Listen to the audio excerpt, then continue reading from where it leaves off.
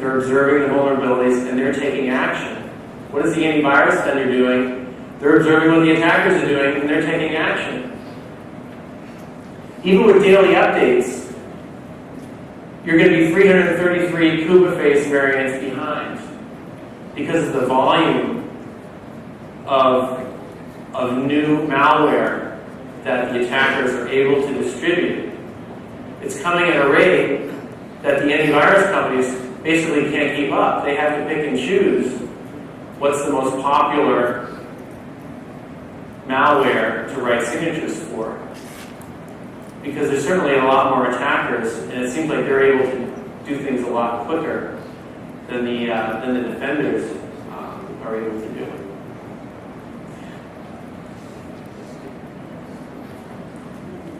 I guess we can see that.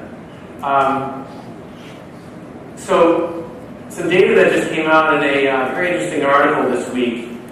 It was an information week called, I think it's called Epic Fail. It's by Greg Shipley at Neo-Hapsis. And one of the statements in there was they did testing and they said bypassing 5 major antivirus suites was a trivial matter. Now, this isn't because the antivirus companies have bad engineers. You know, it's not like they're writing buggy software or they're incompetent. It's just the model is fundamentally broken. They're not able to react fast enough. The attackers have gotten inside the OODA loop of this reactive security model of trying to react to a new piece of malware. The other thing that I think the attackers are doing is they're laying low so you can't even observe. The antivirus vendors can't even observe with their sensor networks some of the malware because it's very custom and it's only being used in small population samples. Or maybe it can be observed and it's just low on the priority list to write signatures for it. In the 2010 Verizon data breach report, 54% of the malware used was custom. So again, this is something that is basically breaking this reactive model. If it's custom and only used in a few places, how can you react to it, right? And this isn't just antivirus. There's other layer defenses that have a reactive model to them, right? IDSs and IPSs. They typically only work if they have knowledge of attacks. So the attack has to exist first before they have knowledge of that attack, or the exploit with the proof of concept attack has to exist first. So Neo-Hapsis did a survey of 2 months worth of CVEs. It was about 1,400 CVEs, and they tested the IDSs, and they found that they were covering 20 to 30%. Now, there's probably a good reason for that. Writing 1,400 signatures in 2 months would be a huge engineering task, right? They can only do it for the most popular ones. There's just too much volume of new vulnerabilities being found that they have to react to. So again, fast food to life, slow to death. And I think that we're in that point now where the attackers have gotten inside of our OODA loops, and reactive models aren't working anymore. They might have worked 10 years ago when the technology was introduced. People started buying it.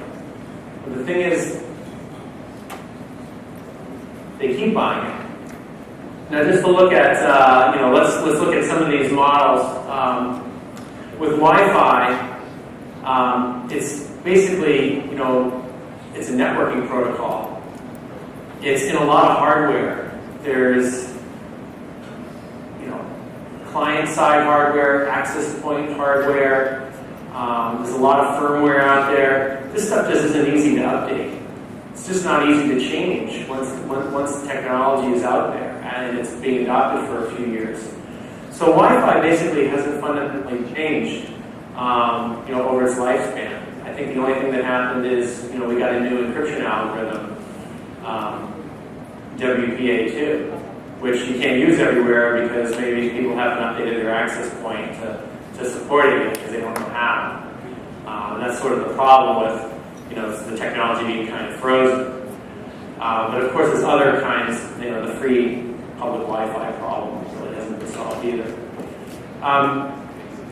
Web apps with SQL injection, there's sort of new applications with this vulnerability being written every single day.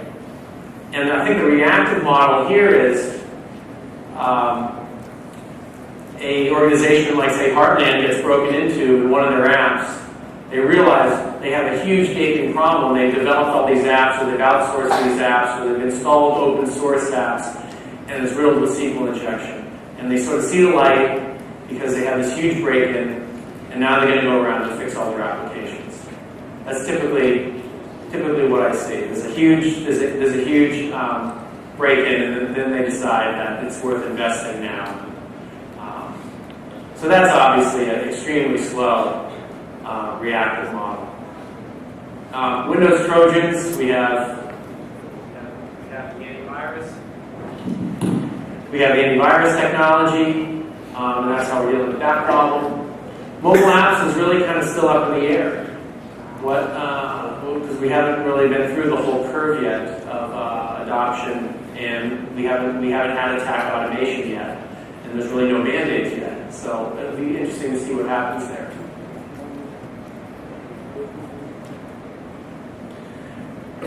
This is a cartoon I found, which kind of talks about the reactive model. It's obviously takes a long time to build a fence along your border that's 20 feet tall.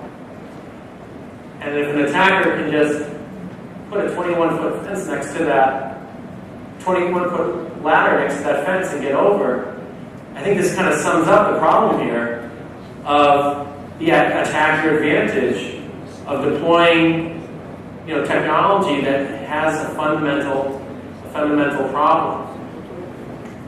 So obviously you wouldn't want to just rely on a fence of a certain height if that's your only protection. I'm not saying that that's the only protection of the U.S. border between Mexico, but let's hope not. So I want to make the point that I think it's time to stop investing in reactive technologies once it becomes totally clear that the attackers have gotten faster. So if there is a response component to the security model, the way you're going to protect your systems, then you have to look at how effective it is, and you have to retire it when it becomes ineffective. The problem is, we're not retiring any of this technology. And I wouldn't say, you need to just totally get rid of it, but we keep buying more slightly better versions of all this stuff that's a little bit faster, has a little deeper inspection, or it has a bigger signature set, covers a slightly different class of problem. Because what that does is it crowds out other solutions. It gives that false sense of security that I'm covered, even though it's not really working.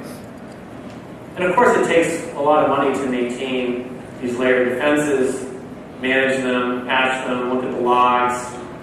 That takes the security staff away from perhaps actually really trying to solve those core problems. So I like to put forth the notion that the future of security is defect prevention. Because once these fundamental design defects get out into the marketplace, they have a lifetime of a decade. Basically, as long as that technology is still used, until that technology is supplanted by something else. And reactive models that are just going to react to the individual attacks that take advantage of these fundamental design problems may start working in the beginning, but over time, the attackers will learn, and they're more nimble, and they will be able to defeat those reactive models. So, how is this going to work? How are we just not going to how are we going to do the security prevention? or defect.